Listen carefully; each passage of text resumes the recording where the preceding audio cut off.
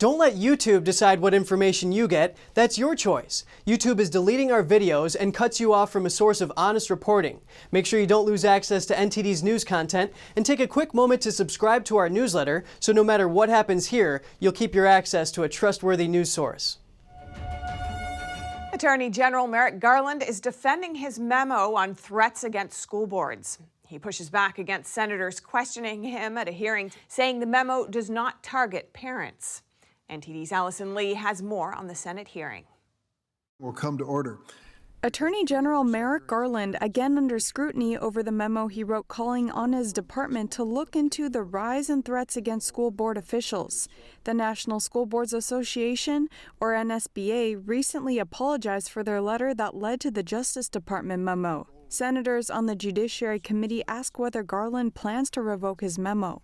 It responds to concerns about violence, threats of violence, other criminal conduct. That's all it's about. And all it asks is for federal law enforcement to consult with, meet with local law enforcement to assess the circumstances, to strategize about what may or may not be necessary, to provide federal assistance if it is necessary. Presumably, you wrote the memo because of the letter. The letter is disavowed now. So you're going to keep your memo going anyway, right? Is that what you're telling me? Senator, I have the letter from NSBA that you're referring to.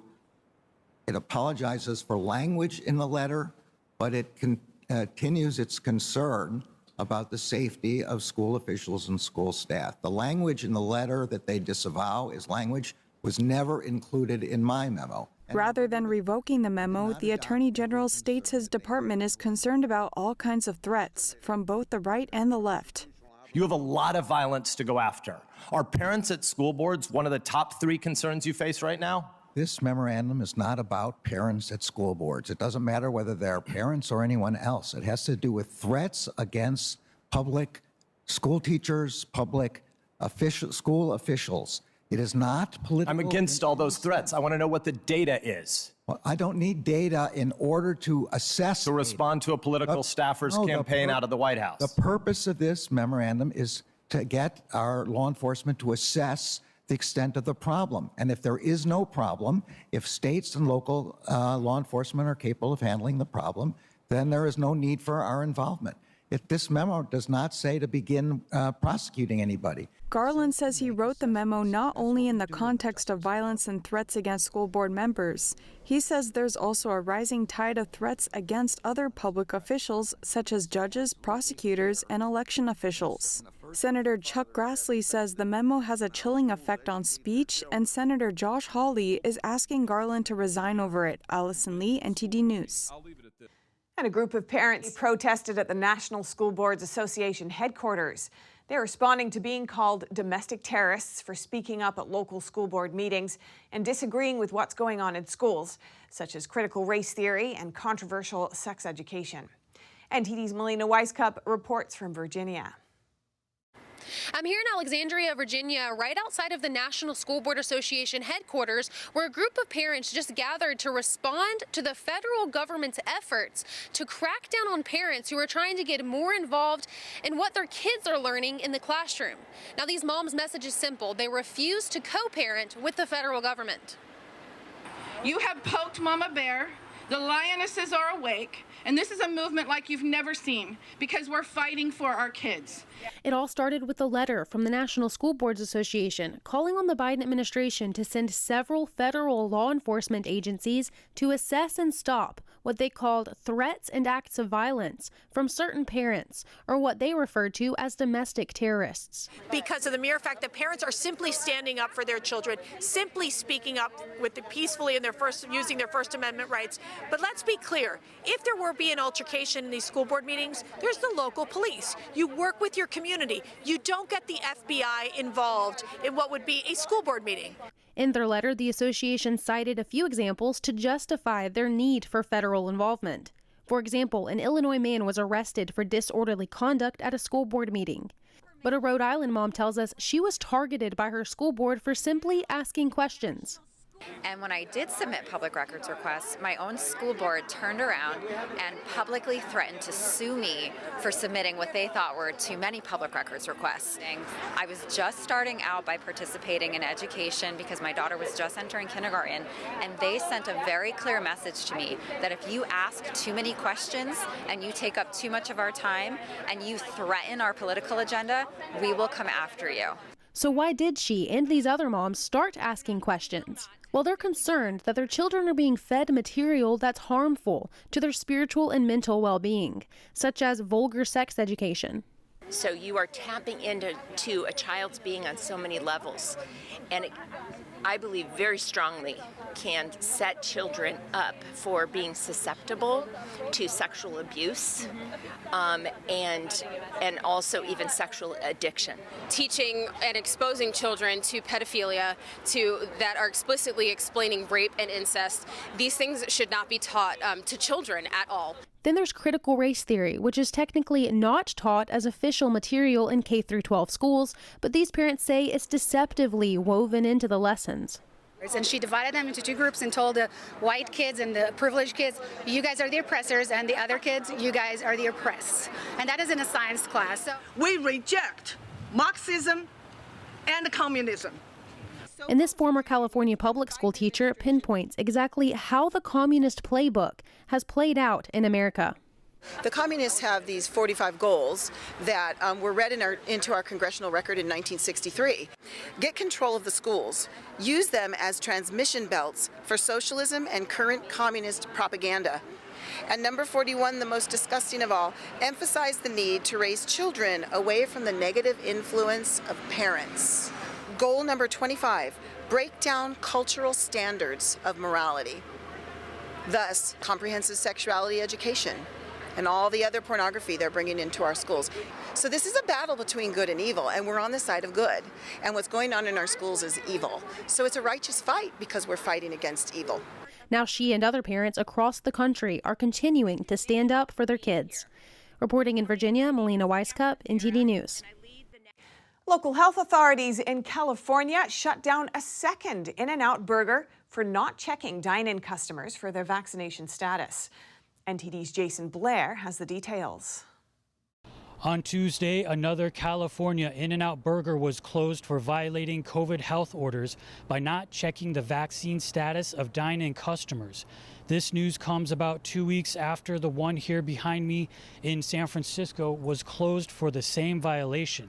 The burger chain's chief legal and business officer, Arnie Wensinger, stated in reaction to the closure, "It is unreasonable, invasive, and unsafe to force our restaurant associates to segregate customers into those who may be served and those who may not, whether based on the documentation they carry or for any other reason. We fiercely disagree with any government dictate that forces a private company to discriminate against customers who choose to patronize their business." Today in a press conference, California Governor Gavin Newsom was asked about these closures. We really appreciate it. A couple years back, you may recall, they doubled down on their commitment to our state, and I want to double down on my commitment to them. At the same time, they have some differences of opinion. According to local food permit authorities Contra Costa Environmental Health, the Pleasant Hill restaurant has ignored multiple fines and warnings. In a press release, they stated, despite repeated notices of violation and fine, this business continued to permit indoor dining on site without verifying the COVID-19 vaccination status or recent negative test results for customers. Health authorities have fined other California In-N-Out locations in neighboring San Ramon and Pinole for violating COVID health orders, but as of now still remain open. This brings the total to 4 In-N-Outs in California that have been either fined or shut down. Jason Blair, NTD News, California. The National Institutes of Health has made a change to its website. They wiped a detailed explanation of gain-of-function research, known as G.O.F. Why now, as lawmakers accuse the agency of lying to Congress about this research? NTD's Miguel Moreno has that story. Not long ago, you could visit the NIH's website and read a detailed explanation of gain-of-function research. That's the research Dr. Anthony Fauci and Dr. Francis Collins of the NIH have denied funding in China. The NIH has not ever and does not now fund gain-of-function research in the Wuhan Institute Do they fund of Dr. Virology. Merrick? But the NIH has wiped this detailed explanation from its website. That happened around October 20th, the same time the NIH admitted they funded research in China that strengthened the virus by modifying it. According to some experts, this means the NIH funded gain-of-function research. The agency's new page says the research they fund is a type of so-called gain-of-function research. Dr. Fauci, who's accused of lying to members of Congress, has changed his stance. He went from saying the NIH didn't fund gain-of-function research in China to saying the NIH didn't fund gain-of-function research of concern. Here's the doctor on ABC. Neither I nor Dr. Francis Collins, the director of the NIH, lied or misled about what we've done. And the research was very strictly under what we call a framework of oversight of the type of research. And under those conditions, which we've explained very, very clearly, does not constitute research of gain of function of concern. An NIH spokeswoman told the Epoch Times that the information on the old page was being misused, used incorrectly, and creating confusion. She also said the info was updated to provide clarity on the scope of the framework. Miguel Moreno, NTD News. President Biden is commenting on Beijing's recent moves in the Taiwan Strait. He says the military actions there are coercive and undermine peace and stability in the region. Beijing has been ramping up military activities near Taiwan in recent weeks. Biden said the U.S. was deeply concerned by, quote, China's coercive and proactive actions across the Taiwan Strait. He made the comments while speaking at the East Asia Summit earlier today. The White House later said in a statement that Biden, quote, made clear that the United States will continue to stand with allies and partners in support of democracy, human rights, rule of law, and freedom of the seas. The president also said he would speak out for human rights in Xinjiang, Tibet, and Hong Kong. And the Department of Homeland Security is rolling back more Trump-era immigration enforcement practices. The department issued new guidelines that will further limit arrests. U.S. immigration authorities will now limit arrests at schools, hospitals, and other protected areas. According to a memo from DHS Secretary Alejandro Mayorkas, officers are being ordered to avoid making arrests in these locations to the fullest extent possible. The limitation also extends to carrying out searches. DHS's new policy is similar to one under President Barack Obama that restricted arrests at schools and churches. This new policy goes even further and includes medical and daycare facilities, playgrounds, and recreation centers, as well as demonstrations and rallies. A Chinese song goes viral. It's a satirical piece of music masked as a romantic love song, and it jabs at China's online warriors and communist leader Xi Jinping. NTD's Tiffany Meyer has more. A Chinese-language song has become an internet sensation, gathering over 10 million views in less than a week on YouTube. It's a duet satirizing the country's communist regime, posed as an innocent romantic song. The singers are Malaysian singer Nam Wee and Australia's Kimberly Chen. Why is it so popular? The lyrics contain a range of tropes that are trending on Chinese-language social media. We will offer a nearly line-by-line dissection of the references it mentions. The song did not waste 1 second to begin taking jabs at the regime. It starts with a message warning, be cautious if you are a fragile pink. That's referring to China's sensitive and jingoistic online warriors, who are often called Little Pink. They typically leave aggressive comments on Chinese and foreign social media against people who hold negative views of the Chinese regime. The cotton in the footage is a reference to the Chinese regime using the ethnic minority group Uyghurs as forced labor to pick cotton in the northwestern region of Xinjiang. Then a flag bearing the online insult NMSL. That's the Chinese pinging initials of what directly translates to your mom is dead. Little Pinks frequently wish death on the mothers of those they believe have insulted China. You never want to listen to people, but just launch constant counterattacks. I am not quite sure how I've offended you. You assume the world is your enemy. What appears to be a couple complaining about each other is actually taking jabs at the easily offended little pinks. Then the next line, you claim that I belong to you. Don't deny, go home quickly. You want me to explain our inseparable relationship. This refers to the Chinese regime's claim over the democratic island of Taiwan, saying it's an inseparable part of China. The regime also often asks Taiwan to return home and threatens to invade if it doesn't accept CCP rule. The apples on the table likely reference Hong Kong newspaper Apple Daily. The outlet was shut down after police stormed its office and arrested its owner for supporting the city's pro-democracy protests and its print criticism of the Beijing regime. The open restroom door with the panda inside makes fun of the fact that many Chinese public restrooms don't have doors. Then the camera shows a bat toy, referring to the origin of COVID-19, which may have something to do with bats in China. The regime often criticizes those asking for an investigation into the origins of the virus in China as anti-China racists. The next lines, it's illegal to breach the firewall, you'll be missed if the grandpa discovers it, are making fun of China's internet censorship tool, the Great Firewall. The Chinese regime has made it illegal for people to use software to bypass the wall and browse foreign websites, which can land people in prison.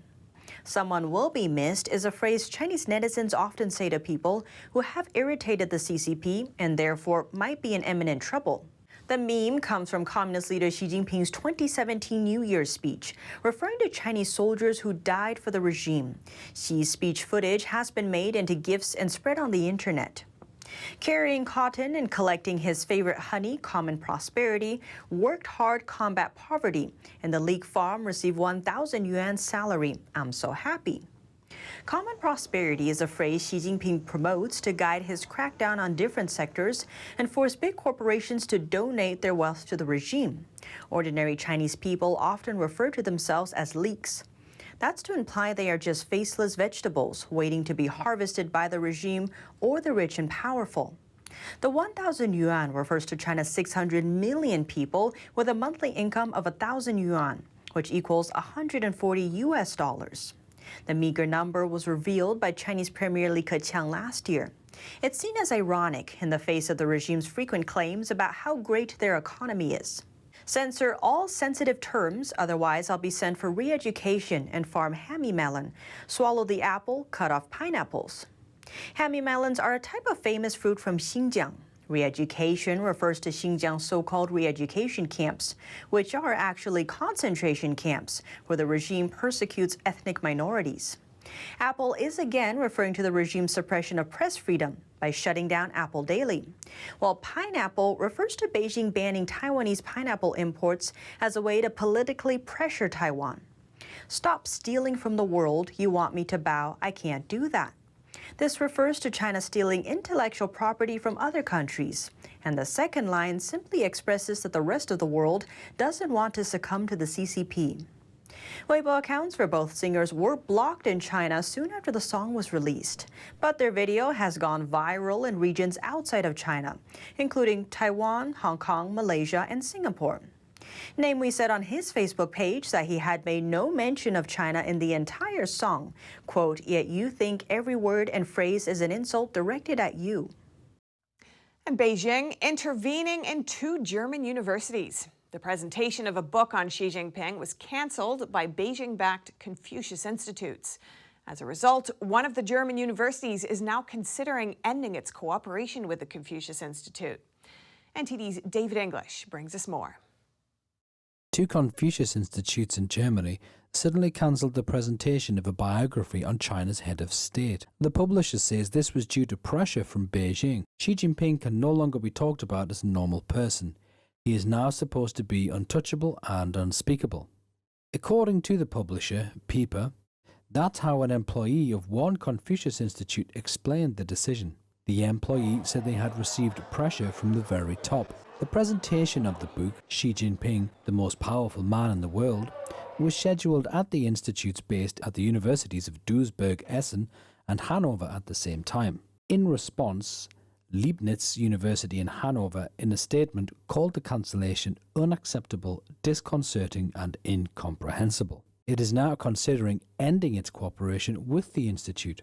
The university said any attempt by foreign governments to exert political influence on research, teaching and public relations must be strictly rejected. The co-author of the book is the well-known journalist and publisher of the German newspaper Die Welt, Stefan Oost. He says China is trying to impose its values internationally, which are directed against our freedom. China's Confucius institutes are set up in partnership with universities around the world. They have long been criticized for being the extended propaganda arm of the Chinese Communist Party. Human rights violations in China, such as the concentration camps in Xinjiang or the forced organ harvesting from Falun Gong practitioners, are not discussed at the institutes. Many institutes worldwide have already been closed or had their funding terminated. This summer, the Bavarian city of Ingolstadt decided to no longer financially support its Confucius Institute. The presentation of the new book will now take place directly at the University of Duisburg-Essen. Leibniz University has also offered to host the authors. David English, NTD News.